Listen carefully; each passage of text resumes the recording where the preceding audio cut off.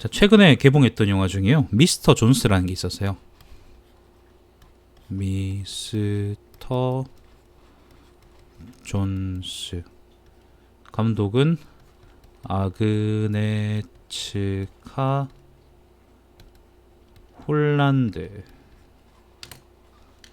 잠깐만요.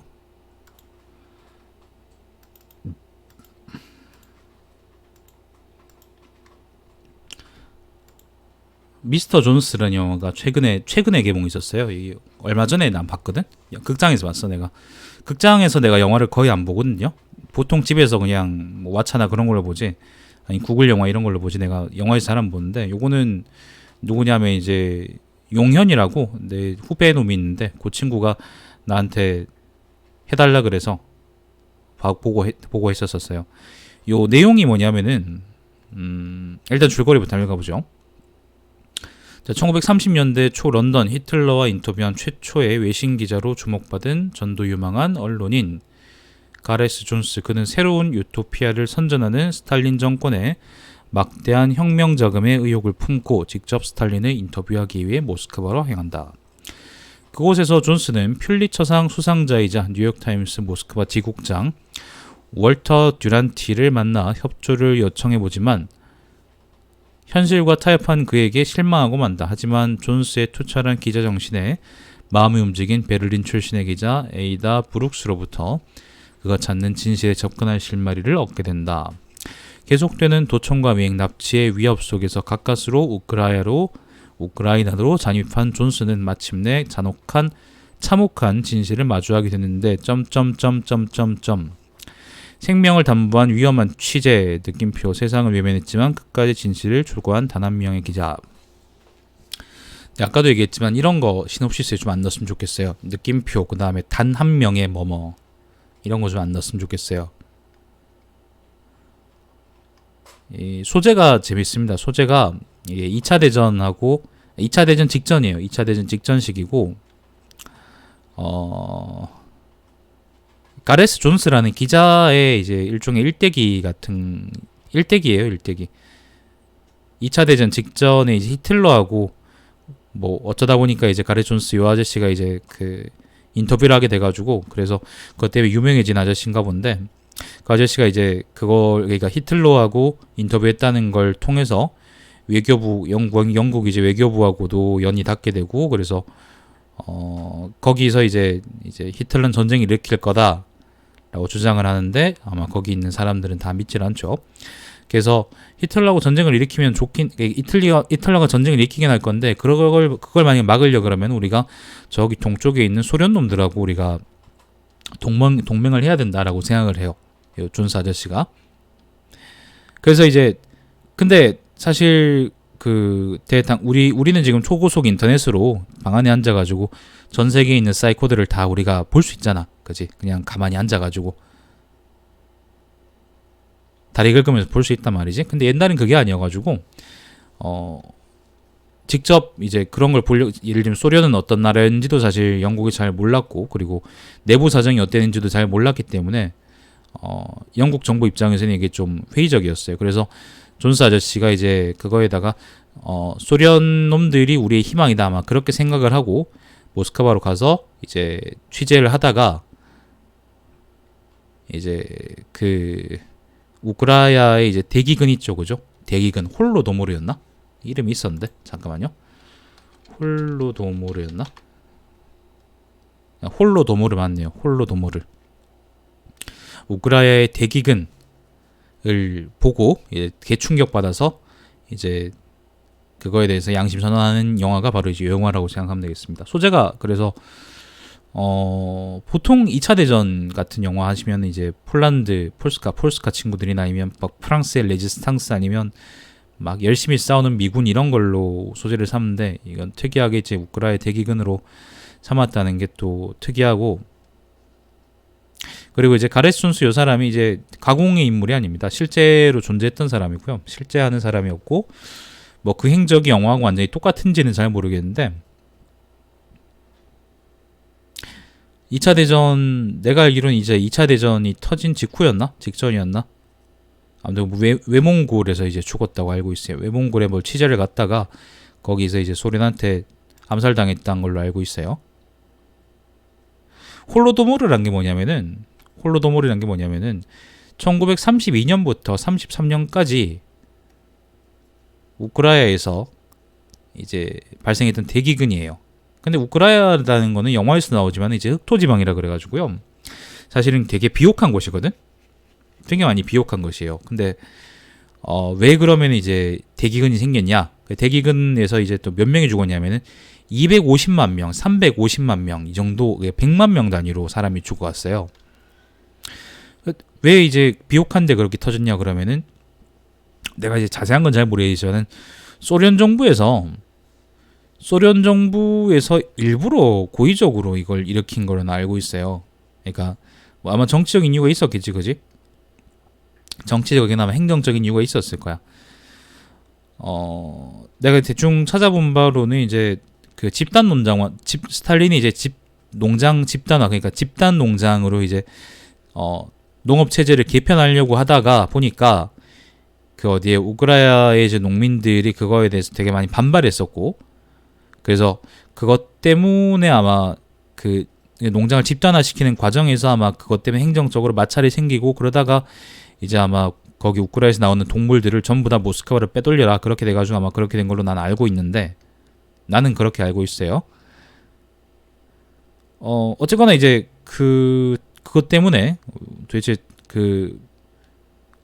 설령 이제 그런 이유가 있다고 하더라도 이제 사람이 200만 명이나 300만 명이 죽을 정도의 사건을 일으킬 만한 가치가 있었는지는 잘 모르겠지만은, 아무튼 어쨌든 그것 때문에 우크라이나에서는 대기근이 돌아가지고 사람이 그만큼 죽었고, 나중에 독소전 당시에 이제 나치가 우크라이나 쪽으로 왔을 때 우크라이나 사람들이 이제 독일을 해방자라고 생각하고 받아들이는 지경에까지 이르렀었어요. 아무튼 그런 역사가 있습니다. 근데 이 사건이 재밌는 게, 그리고 또 이 사건이 재밌는 게, 이 사건이 이제 예를 들면 지금 아까 내가 말했던 것처럼 지금은 인터넷이 있잖아요. 근데 옛날엔 그게 없었단 말이에요. 그래가지고 철저하게 이게 외부에 숨겨졌었어요.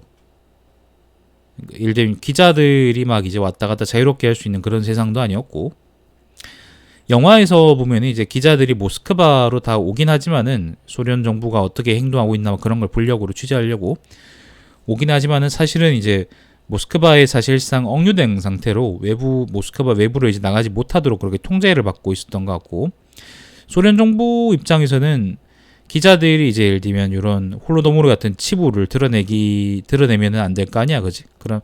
그러면 이제 나라 이미지도 나빠질 뿐더러 무엇보다도 뭐냐면은 미국 쪽 있죠. 미국 쪽에서 자본을 끌어들여 가지고 이제 공장 같은 걸 많이 짓고 싶어 했던 것 같아요. 영화 내용으로 본다 그러면 그래요. 실제 역사는 좀 다를 수 있습니다. 영화 내용에선 그래요. 영화 내용에선 그래가지고 소련 사람들이 계속 이제 워싱턴에서 예를 들면 자본가들이 우리를 본다 막 그런 식으로 이제 그것 때문에 잘 보이려고, 어쨌건 나라 이미지가 좋아야지 거기다 투자도 해주고 그럴 거 아니야, 그죠? 계속 그래가지고 이제 기자들을 통제하고 그 다음에 우크라이나 쪽으로 못 가게 하고, 그런 식으로 이제 나오는데 뭐 실제로 그런지는 잘 모르겠습니다. 아마 실제로 그랬을 것 같아요. 사실을 바탕으로 재구성한 영화니까. 여튼 그렇습니다. 그래서 이제 가레스 존스는 그걸 마침내 고발하는데 그거에 비해서 고발한 사실 파급력이 있을 거 아니야. 200만 명, 300만 명이 죽었는데, 근데 그거에 비해서 생각보다 호응은 못 얻고, 아까 나왔던 듀란티라는 사람 있죠, 그죠? 듀란티라는 사람은 퓰리츠상까지 받은 기자인데도 소련 정부 편에 서가지고, 미국인이지만 소련 정부 편에 서가지고 소련 정부가 이제 기자들을 통제하는데 오히려 도움을 주고, 그리고 나중에는 이제 영화 마지막에 보면은 나중에는 이제 퓰리츠상도 그대로 갖고 있는 상태에서 나중에 플로리다에서 편안하게 뒤졌다 이런 얘기가 나오거든요.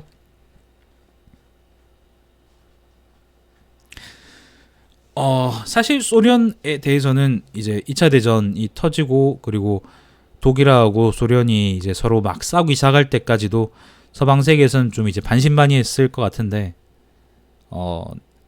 결국에는 이제 소련이 이제 독소전에서 이기게 된 가장 큰 계기가 이제 렌드리스 지원이었다는 걸 생각을 하면 미국 쪽에서 넘어오는 이제 물자 지원이었다고 생각을 한다 그러면은 뭐 결과적으로는 뭐 그렇게 되긴 했었었는데 그게 분명히기 전에 소련이 누구 편인가? 소련을 이제 예를 들면 나치에 대해서 믿을 만한가?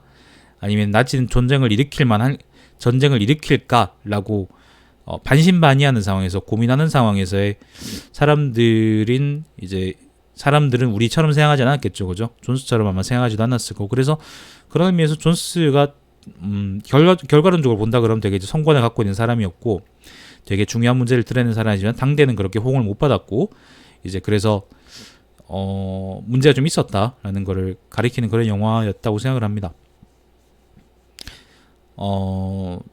큰 주제는 그렇습니다. 큰 주제는 그렇고 좀 추상적으로 보자 그러면 이제 기자들이 이제 정보를 통제하고 숨기는 거, 정부하고 야합해가지고 사실 올바른 정보를 전달하는 게 사실 기자의 원래 업무라고 우리가 생각하잖아요, 그죠? 근데 그러지 않고 이제 정부하고 야합해서 혹은 정치적인 이해관계 때문에 혹은 경제적인 이해관계 때문에 그런 세력들과 야합해가지고 제대로 된 정보를 사람들한테 전달하지 않고 오히려 이제 그런 정보를 숨기고 그런 사람들이 이제 그런 사람들의 입맛에 맞는 정보를 내보내는 거지.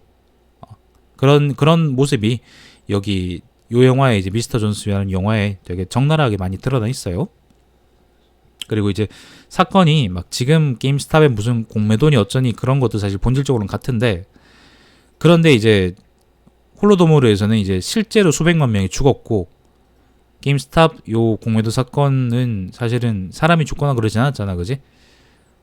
근데도 우리는 아무튼 본질적으로는 두 사건은 같죠. 공매도 할 때도 이제 증권사나 아니면 이제 기타 그런 이제 투자 세력들이 이제 주가를 떨어뜨리려고 일부러 왜곡된 정보를 계속 이제 편향되고 왜곡된 정보를 계속 이제 언론사한테 흘린다면서요. 그걸 보도하라고. 그러면 이제 경제신문 뭐 같은 데 있잖아, 그지? 그런 데서 그걸 계속 연발하면은 주가가 떨어지고 그리고 이제 공매도하는 세력들이 돈을 벌겠죠, 그죠? 거기서 언론사들이 받는 콩고물이 있을까 없을까? 당연히 있겠지. 자기들 이해관계가 얽혀 있으니까 그렇겠지, 그지? 본질적으로는 구조적으로 같습니다. 다만 이제 수백만 명이 죽었느냐, 아직 안 죽었느냐의 문제인데 아직은 이제 그런 공매도 사건이 이제 그런 식으로 번지지 않았고 뭐 그렇습니다. 그냥 공매도 사건을 예로 들지 않더라도 그죠? 정치적으로 특정한 정당, 특정한 사상이 아니에요. 특정한 이념이나 사상이 아니라 특정한 정당에 충성을 바치는 언론들이 있죠, 그죠? 특정한 정당에 충성을 바쳐요. 그리고 이제 그 정당에 유리한 대로 기사를 써주는 거죠. 그럼 그 신문을 보는 사람도 어떻게 된다? 그 신문이 의도한 대로 이제 사람들이 생각을 하겠죠, 그죠? 되게 중요한 문제고 이거 사실은 되게 중요한 문제고 그리고 홀로도모르가 끔찍했다는 걸로 사실은 이 영화가 그냥 교훈적으로 역사적인 영화로서 끝내긴 좀 많이 아쉽지. 언론이 메인 주제고 그리고 주인공도 기자고 주인공은 사실 되게 깨끗한 기자로 나오고요. 아마 깨끗했겠죠. 젊은 사람이거든 되게. 죽었을 당시가 29이었으니까 요때 이제 잠입해서 아마 그러니까 소련으로 갔을 우크라이나로 갔을 때가 아마 이 기자가 7쯤 됐을 7, 8인가? 아무튼 그쯤 됐었을 때였을 거예요. 되게 젊은 나이에 이제 되게 깨끗한 생각을 가지고 했기 때문에 우리가 이제 홀로도모르에 대해서 이제 지금 조금이라도 아는 거지. 아마 이런 기자들이 없었으면 아마 그 보도해주는 사람이 없으니까 우리는 그냥 이제 그랬었구나. 왜 그냥 우크라이나 새끼들은 나치한테 협력했을까? 그렇게 아마 궁시렁대고 있을지도 모르죠.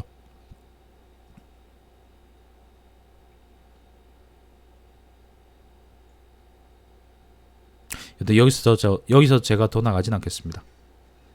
그러니까 홀로도모르가 역사적인 주제긴 하지만은 실제로는 언론 권력에 대한 영화다 그렇게 보시면 되겠습니다. 역사적인 소재를 갖고 와서 현재 문제를 비판하고 있죠.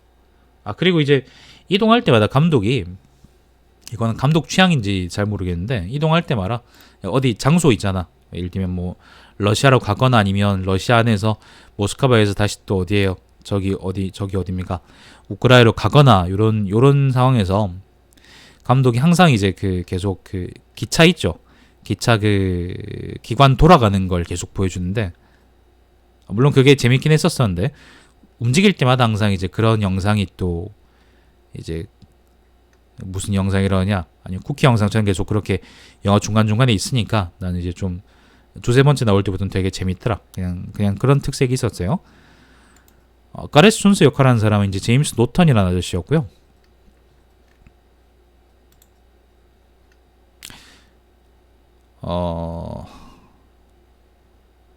그 말고는 이제 여자들이 되게 예쁩니다. 소련 여자들 예뻤고, 그 말고는 뭐 할 얘기를 충분히 있기 때문에 더 없을 것 같아. 아무튼 좋은 영화였어요. 좋은 영화였어. 용현이도 나한테 추천해준 그 친구도 이제 언론에 좀 더 이제 주목해서 볼 필요가 있지 않겠나, 그렇게 추천해줘서, 언론이라는 거에 초점을 맞춰가지고 이제 보면 좋지 않겠나, 그렇게 추천을 해줬었는데, 원래 난 이제 그 말을 들어줄 생각이 없었었는데 보다 보니까 자연스럽게 그렇게 되네. 아무튼 되게 좋은 영화였습니다. 그리고 참 그래. 이거는 이제 영화 외적인 얘기긴 한데요. 이게 내가 보기로는 이게 인디 영화 같은 거 아니야. 인디 영화 같은 것도 아니고 이제 저예산 영화 그런 것도 아닌데, 예술 영화들을 틀어주는 극장에서만 이걸 하더라고요. 대구에서는. 다른 데서도 아마 그런 것 같은데, 왜 이게 메인 그 CGV 같은 이제 큰 영화관에는 안 걸렸을까? 걸렸는데 내가 못 봤나? 좀 그랬어요. 작품성이 나름 되게 있었던 영화, 작품성이 좋았던 영화인데, 근데 그런 영화들은 이제 상업 영화관에 못 걸리나 그런 생각을 좀 했었거든. 예술 영화관에서도 이제 보는 사람은 몇이 없긴 했다마는 그렇게 묻히긴 좀 많이 아까운 영화였어요.